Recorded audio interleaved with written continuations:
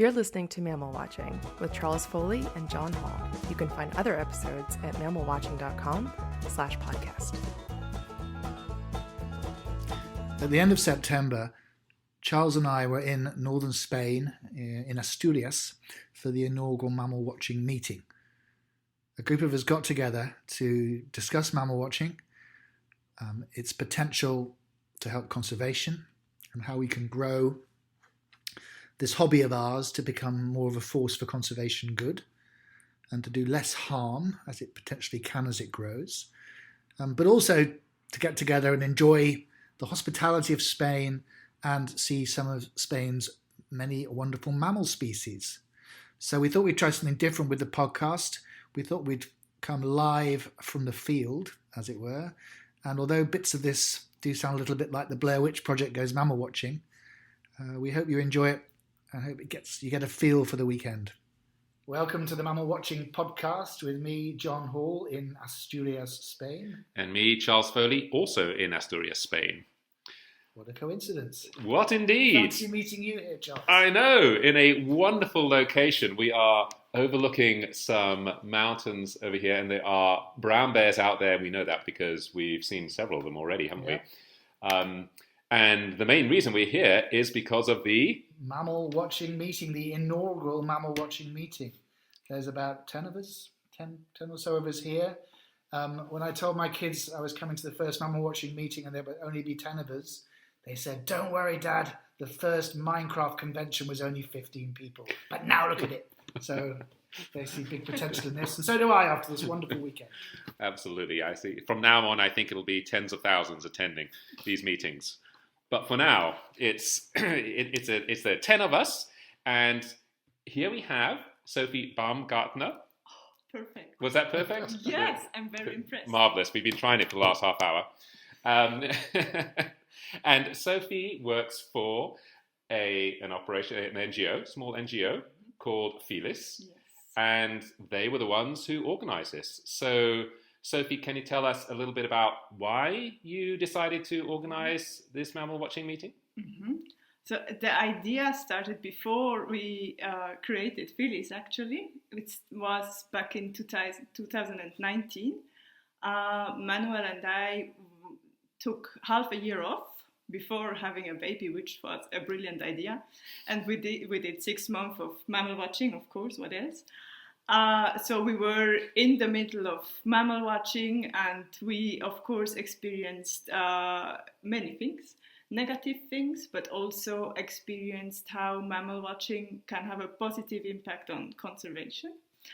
And yeah, we were, I think, in China in December, shortly before the COVID outbreak. Right, and we'll shut down, yeah. Yeah, and we thought the mammal watching community, and still think, is a great community and has a lot of potential, and we just had this idea that we could meet and discuss how mammal watching can positively impact conservation. And we just started a survey to see if people were interested in this topic and in meeting, and got very positive responses. But then COVID came and everything, and meanwhile we started Felis, as you said. And our Felis friends were also very convinced of this idea and immediately joined and helped us organize. And finally it happened this year. Mm-hmm. And it exceeded our expectations, and I think it was really good. It was. It's been fantastic. And as well as the 10 people here, about 15 or so joined online this afternoon, and I know there was a whole load more people who would have come. This year's just such a bad year because so many people haven't travelled for 2 years that everyone is travelling now and has been travelling all year trying to. But there's a lot of interest in this. It's been very, very worthwhile. And I didn't really know what to expect. I knew the company would be good, the food would be excellent, and the mammal watching would be pretty good, and it's been all three. But the meeting, it's been fabulous. So well done, Sophie, and the whole Felis team.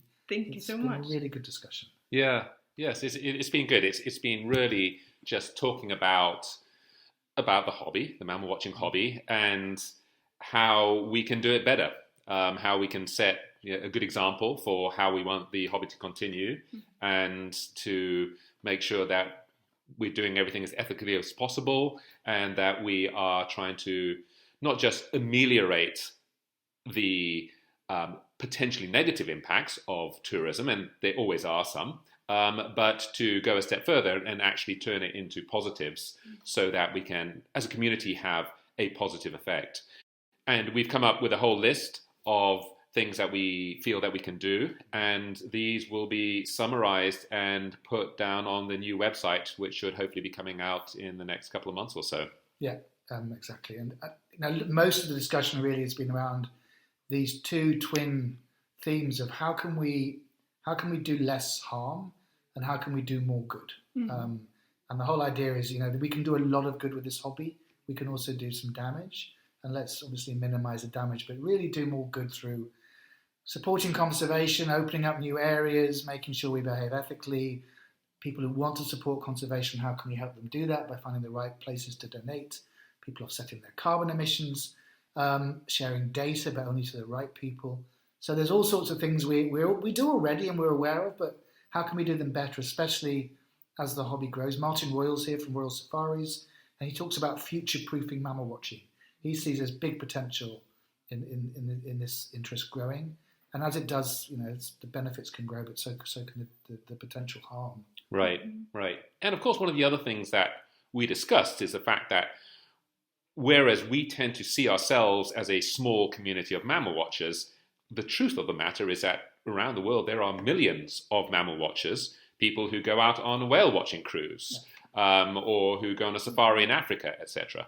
And as more and more of those people sort of come on board and start joining the community, how can we set standards that perhaps others will then start adopting? Yeah. So I think it all has been incredibly worthwhile. Yeah.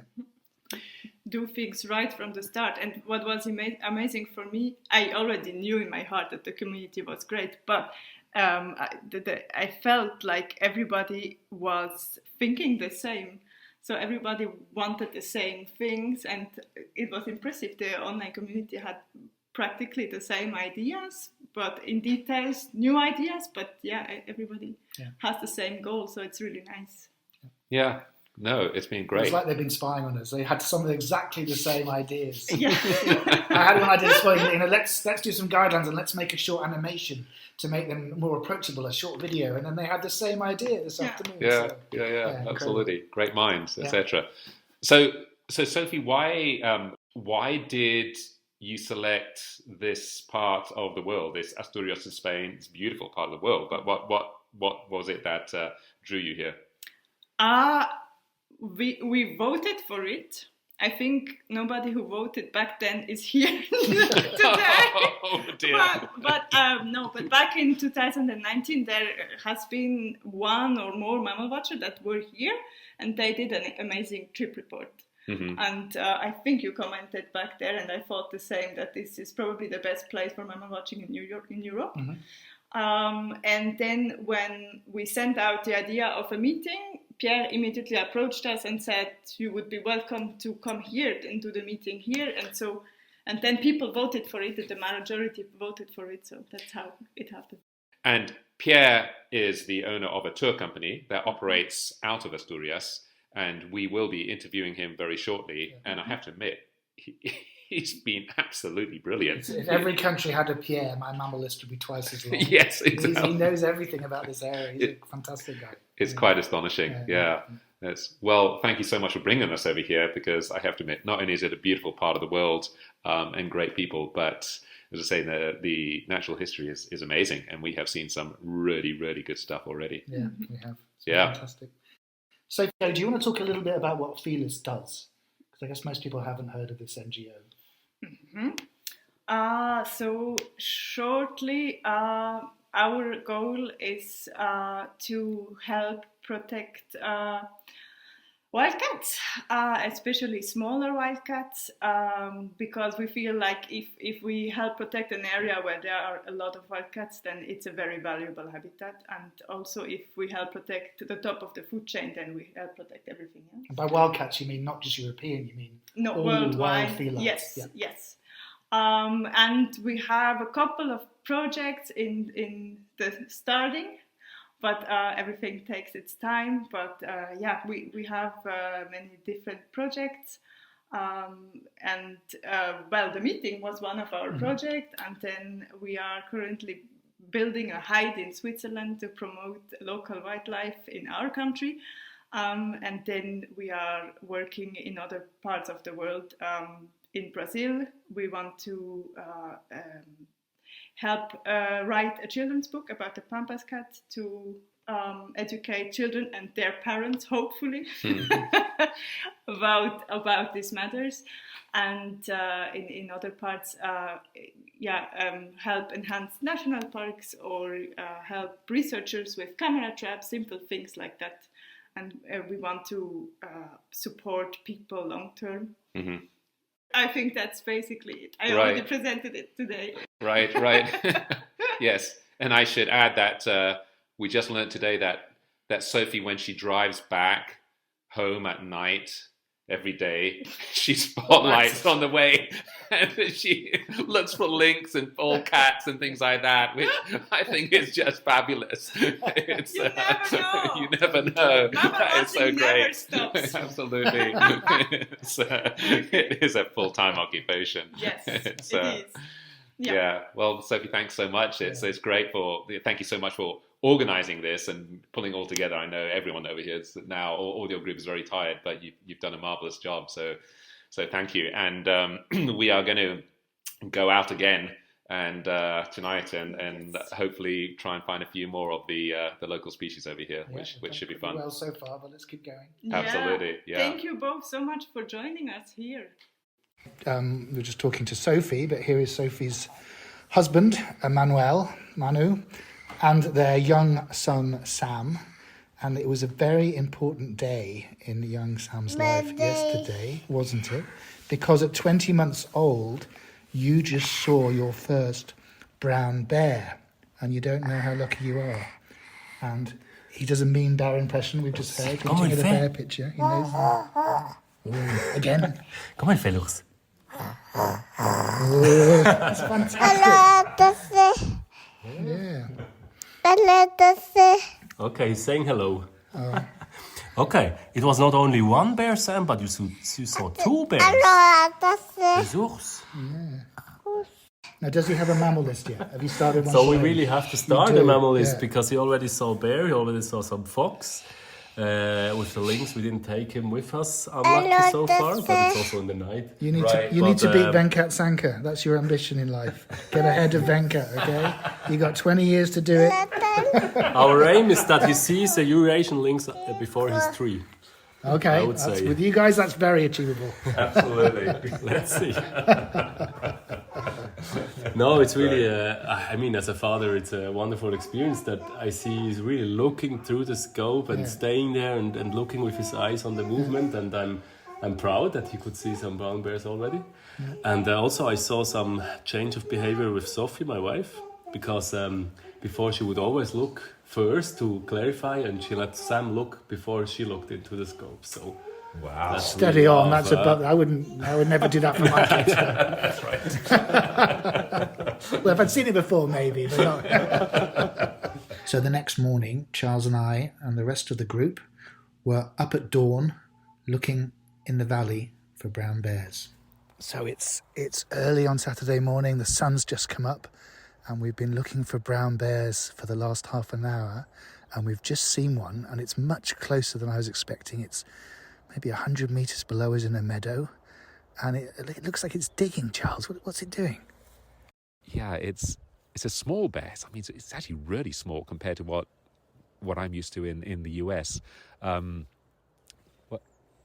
Apparently they say it might be digging for bees or insects down, but it's really going for it. It's making a big hole down there. What a great sighting. I think look, it's got something. Look, what's that? Can you see that, Valentin? Not sure. Short tail, big body, might be Arvicola, something water vole-ish. Yeah, they're around here. That's what the wildcats... Yeah, it is. Look, it's a water vole, Charles. Okay, that's crazy. Okay, I'm going to count that because it's big. I mean, that's all it can be, really. Yeah, yeah, it has to be. Is it? I think it must say. No, it wasn't. Yeah, yeah. Okay.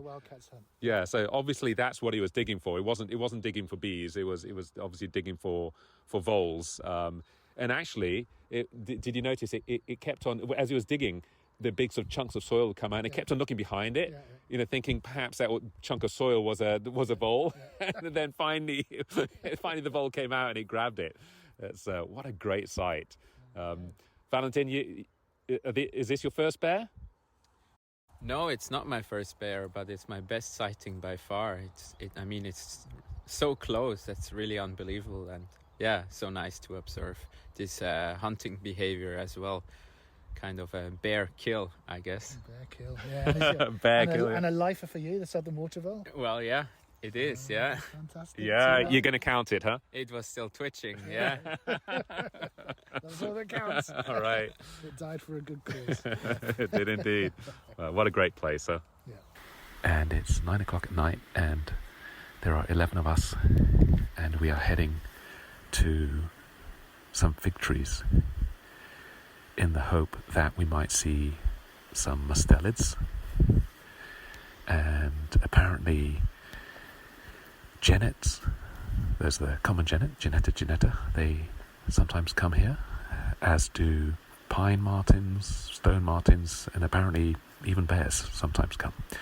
So we are all going to sit in a row and then just keep quiet and use our thermal imagers to see if anything comes along. 10:40, and a common genet has just arrived in the fig tree that we've been watching for the last hour and a half. This one was really grey, and it had a black tip to the tail, which is pretty unusual in common genets in Africa. It's great. My first genet in Spain. Yeah, it's really grey. They're normally a yellowish colour, but this is like grey with black spots. It's really a beautiful animal. I've never seen one in Europe either, so it's great to see it here. Yeah, this sort of reminded me of one of the West African genets with its coloration. I think it's called Borland's genet, which was split off from the large spotted genet a few years ago. A really handsome beast, and it's really not at all scared of the light, which is interesting. Have you seen a genet before, Sophie? Yes, but never in Europe. Fantastic. Where did you see yours? Also in Africa. That's great. It's such a cool animal. And it's just a very, very special sighting. It is, isn't it? So, Colin, have you ever seen a genet in Europe before? No, I've never seen a genet in Europe, but never before at all. Oh, your first ever genet. It's a lifer. Wow. Fantastic. That is so cool. I'll buy you a drink tonight. Did you all hear that? He said he'd buy me a drink. And a bear has just crossed the road and gone. Just crossed the road? Yeah. Must be joking. No, I'm not joking. And there was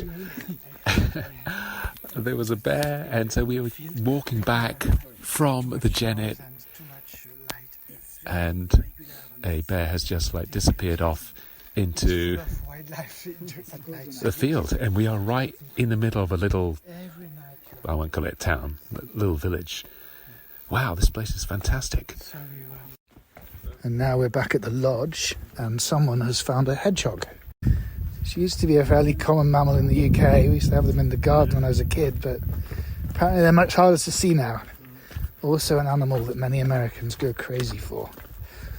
So Valentin has found one. We're proceeding across the field in its general direction.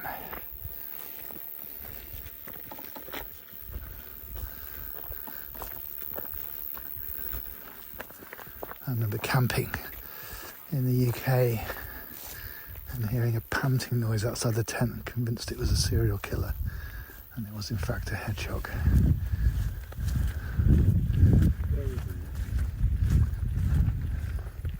And here it is.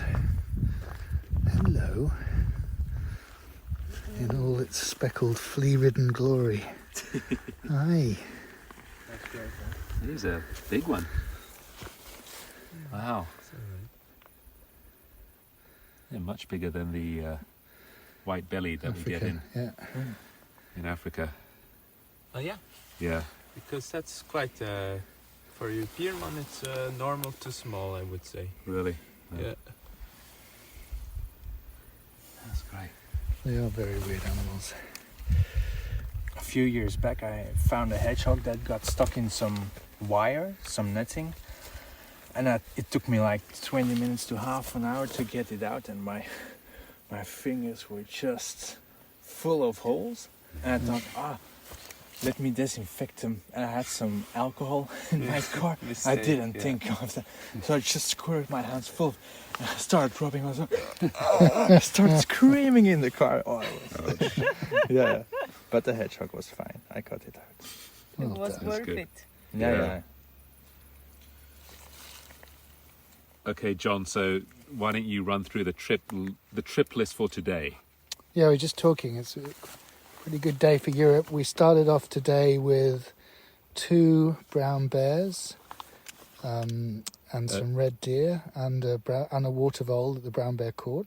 An 8, yeah. 8, yeah. So we saw a bear kill. That's right. And then this evening we had chamois, the mountain goat kind of thing here. Several of those, a roe deer, pipistrelle bats flying over. Then we had a pine marten in a tree, genet, garden dormouse, an apodemus, a field mouse, one species, and now we have a hedgehog. Have I missed anything? Oh, and another bear. And another Again bear. tonight. So it's that 12 species. It's all happening up in Asturias, that's for sure. And also some excellent food to boot. Great food as well. Yeah. So it's all good. So Charles and I are sitting here with Pierre Boutonnet, who is the owner of Casa Fulgueras, essentially an eco-lodge now, here in Asturias, Spain. The sun is going down over the beautiful Cantabrian mountains. There are doubtless several brown bears staring at us from the oak forest and the cliff tops. I must have seen about 15 species already here. It's, in my mind, the best mammal watching in Western Europe I've ever seen. Not only is there a big diversity here, but we can find the mammals. And the reason we can find them is because of Pierre. So it would be great to hear a little bit more about your story. Yeah. Well, why I am here, for example, I am French, but I live in Spain now. And the story began when 10 years ago with Marie, my wife, we decided to move to this area because the plan was to live in a wild area, but in Western Europe. I do not want to go very far of my country, so Spain was the perfect place because the Cantabrian mountains is really a wild place for me, full of mammal species and with no hunting pressure, with a lot of habitats and a lot of good species. Of course, bears, it's my favorite. It's a long story. I have a long story. I can't explain it exactly, but it's like that. It's the bear, my favorite species. So 10 years ago, yes, I remember 10 years ago, I bring my wife here and we were lucky enough to find this finca. Finca is the Spanish word for wild land. And we had to make a reconstruction of the place, of the house, and my idea was to do a lodge. Well, not like Tanzania or Brazil, because we are in Western Europe. But the idea was to bring nature lover in a special place where, as you have seen, from the terrace we can see a lot of species, and the idea was very good because the result is much more exciting than expected. Yes, I didn't expect to have so good result with mammal research and mammal species we have here. And now I am very happy to do this job, managing the guest house only with mammal watcher and sometimes bird watcher, well, nature watcher. And I'm able to show a lot of good species because I noticed that even experienced nature mammal watcher was very happy to see some common species like pine marten or genet, which are common species, hard to see but very common.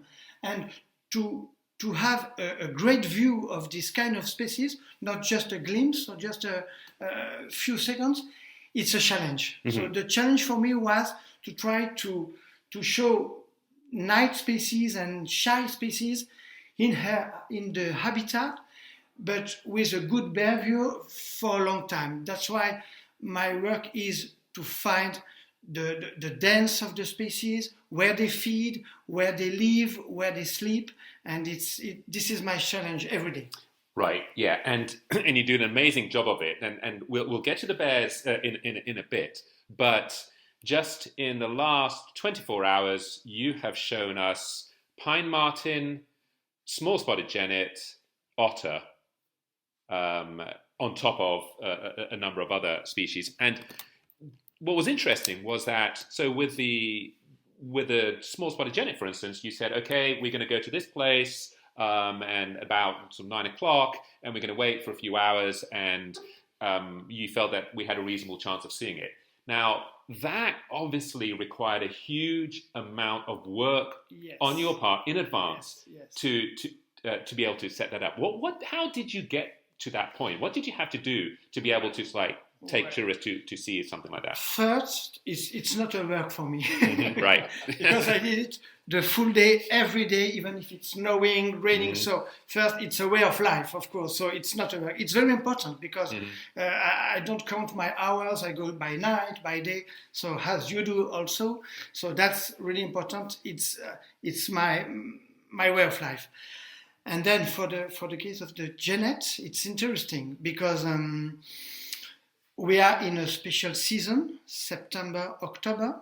It's the season for fig.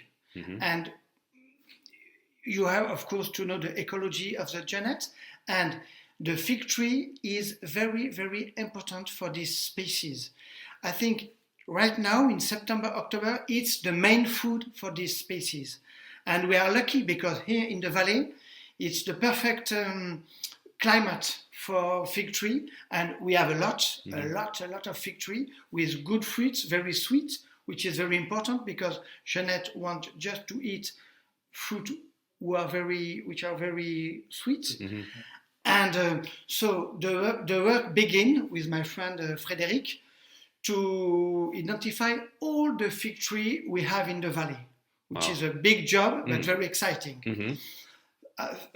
Then we need to select them with the fruit who are very sweet. Right. And now we need to select which fig tree we can watch because some of them are close to the village. It's all the fig trees are planted by human beings, so they are not in the wild, in the forest. They are all around the villages. So in the village, you have noise, dogs, human beings, and a lot of disturbance. So sometimes some fig trees are visited by genet, but very late in the night. So you just have to know which one is the best one for you. You need a fig tree close to a stream, because if you are close to a stream, the genet use always the same itinerary in the riparian forest to try to chase, to hunt rats or small mammals. And well, it's a lot of things like that you have to select it. and at the end, you choose the good one, the right one. You need an open space to bring people, because sometimes I have 8 or 10 people with me. So it's a lot of things. Of course, it takes time. It took me something like 2-3 years with the help of Frédéric, because it's my friend and it's a carnivore specialist. So yes, it took for us 2 or 3 years to be every September, October year to be very good with this technique. And for each species in each season, I would say you have a receipt to see the mammals. Of course, I don't go in the same place for bears, for example. I don't, all over the year, during the 4 seasons, I don't go to the same place to see the same animals, because they move with the food available, and it's like that. Right, Yeah. right. And it's remarkable, isn't it, that you can actually the amount of work that goes into finding these mustelids, and not just finding, you identify all the fig trees, identify the sweet fig trees, identify the fig trees that can actually be seen, won't be disturbed. won't be disturbed. Yeah. And then we got there, and within an hour and a half, we had seen a pine marten and a small spotted genet. That was amazing. And the bears, again, we've seen bears on both days. How many bears are there now in this part of the world? Well, in all the mountains of Cantabria, we have around 400 bears, and the population is really increasing. It's a very nice story. Right. Yes. Okay. Thank you. Thanks to Spanish work. Yes. And why are they increasing? What's the main reason? Because if I compare with France, because I am French, so I can compare. I think here everybody made big efforts. I speak about hunters, NGO, and Spanish government, Asturian government, and farmer. I mean, everybody had worked together, all together, to save brown bear, and that's why it's a nice story. Well, now with 400 bears, it's a quite good population. Let's see if the second challenge is living with a healthy population. Let's see if the Spanish local people will be okay with this fact, because of course the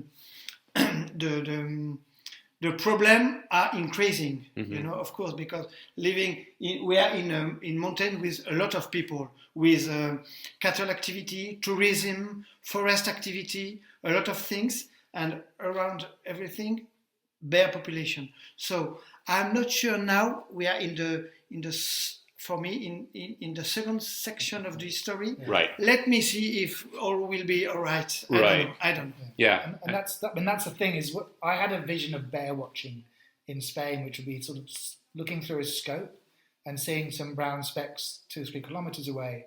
But we had bears yesterday morning, 100 meters away maybe, through the scope. We were watching them catching voles, digging them up. Last night there was a bear in the village staring over the hedge at us as we were leaving. Yes. Just right with the people. So they really are living side by side with the people here. Yes, it's remarkable. Yes. Yeah, it really is. And they're quite small bears as well, aren't they? That's, compared to the ones that we would see in the US, almost for instance. Vegetarian bear, almost. And how much bear watching activity or bear watching tourism is there in this area? Is it quite well known for that now? Is it really built up, or is it still a fairly small part of the economy? Very small part. Yes. Right. It's increasing. Yeah. But it's very small. Yes. For the moment. Right. Yes, especially in my valley, in Somiedo Natural Park, which is the most famous park here in the area. It's increasing a little bit quickly, but I think we could do better. Yeah. Right. Well, it's great. It's an amazing story, and I have to admit, I find it really heartwarming that people like yourselves and Frédéric will go out and learn all of the skills that you need to adopt in order to actually figure out how to see these animals, and then once you know them, then you take us out and we reap the benefits of that. Basically, within a couple of days, we have a fantastic. It seems easy, like this morning, for example. Of course, you need luck. You know that there is a part of luck you can't manage. But even this morning, when we have seen the otter, it seems easy. And yes, it is in a way. But in the other way, it's a lot of work before, of course. And when it's working like for 2 days now, it's very nice for us also. Yeah, absolutely. Yeah. Well, I have to admit, I would highly recommend, people, particularly people in Europe. This is a beautiful part of the world, and if there are some Asturias that you want to try and see, this is the place to come. Yeah. So. Thank you so much for everything that you've been doing over here and for showing us such wonderful creatures. And tonight we're going to go out and we're going to look for the localized broom hare. Yeah. So hopefully we will see that as well. Broom hare, it's a good example. I think if we are lucky, it's easy to see, but you need to be at the right place, at the right time, the right technique. Yeah. And it's an easy species, but nobody see it, I mean the local people, because it's a night animal living in a special habitat, very special, so you can miss it it's very easy to miss and very easy to see, just because you have the right technique to see, to take it. Yes. My theory, for every mammal, my theory is there's a place to see it, a time and a way. Yeah. But just, of course, for so many, we didn't know that, but we're beginning to find out for everything from snow leopards to giant armadillos. But here we have an example of someone, who's found out exactly how to do this with genets, with broom hares, and we need more people like you around. Yes, you're right. So the weekend hasn't all been out looking for bears, hedgehogs, and hares. We've also been discussing pretty intensively the future of mammal watching. As this hobby of ours continues to grow, how can we ensure it becomes a force for conservation good? And it's really been quite a stimulating 2 days. And I'm really excited about the potential of something that, 20 years ago almost now when I started doing this, I thought I was the world's only mammal watcher. But now there are several thousand people who actively follow the website and take trips. And that could be a huge force for good, both for science and for conservation, because if there's a value in wildlife, then it will be protected. So how can we build on the good side of mammal watching, but also make sure it doesn't do harm? Because as more and more people do it, there is a potential, of course, for animals to be disturbed and so on. So a lot of the weekend has been about that. Everything from writing a new mammal watching code of conduct, to how to encourage people to offset their carbon emissions and ensure some of the money they spend on a trip stays with the local people and gives that wildlife a value. Charles gave a great session on conservation, and I really think there's a lot of potential here to do more with the website. So there's lots of food for thought, but more on that later. Before we left on our last evening, we went out to look for broom hares, one of the mountain endemic species of Spain. That is, it's a beautiful hare that's found only in the mountains around Asturias. So we've come about half an hour up the mountain to an area of fairly open land, and sun is just going down, a little bit of moon, and we are going to be looking for the broom hare. It's an endemic hare, endemic to Spain, Lepus castroviejo. So Pierre is going to lead us, and we will see if you're lucky. And we have one already. We've only started walking for 2 minutes. Black tail tip, white belly. Yes, and this one is not really rufous, but it's a very nice hair because of the contrast between the white and the chestnut. Yeah, it is an elegant hair. It really has a quite distinctive white stripe, doesn't it, between the belly and the back. So, Martin, your first broom hare, and we've seen it within 2 minutes. This is all kind of a bit easy, isn't it? Yeah, we just shone the light for the first time, and it was right in the beam. Yeah, this is my kind of mammal watching. Mine too. So we've now been walking for about 20 minutes and we've already seen 5 hares. They're all over the place over here. Great animals, huh? Oh, that's another productive night here in Spain. We just took an hour or so walking up the top of a mountain, and we had multiple broom hares, maybe 6 or 7. A couple of wild boar, always nice to see. 2 red foxes. What am I missing, Charles? And I think a devoured bat, the free-tailed bat. A European free-tailed, I think the largest bat in Europe, and it has an audible call, although I didn't hear it. Some of the guys here heard it, and Charles saw it, I think. Pretty good. Not bad for a nice work. You've been listening to Mammal Watching with Charles Foley and John Hall. You can find other episodes at mammalwatching.com/podcast.